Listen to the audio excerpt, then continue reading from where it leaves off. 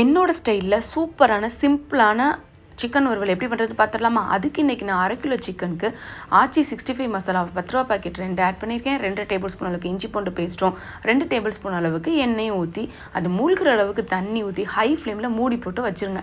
நல்லா தண்ணி வற்றுற அளவுக்கு ஹை ஃப்ளேம்லேயே இருக்கட்டும். தண்ணி வற்றினதுக்கப்புறம் சிம்மில் வச்சு நல்லா சுருளை கிண்டிட்டு இறக்க போகிறப்போ கருவேப்பிலையை தூவி அப்படியே ஒரு ஹாஃப் லெமனை புழிஞ்சு விட்டு ஒரு பெரட்டுங்க. அடடா, அந்த மனமும் டேஸ்ட்டும் சூப்பராக இருக்கும். சைடிஷ்லாம் போய் மெயின் டிஷ்ஷாக மாறிடும். அதுவும் அந்த சட்டி சோறு இருக்குது பாருங்கள், வேறு லெவலில் இருக்கும்.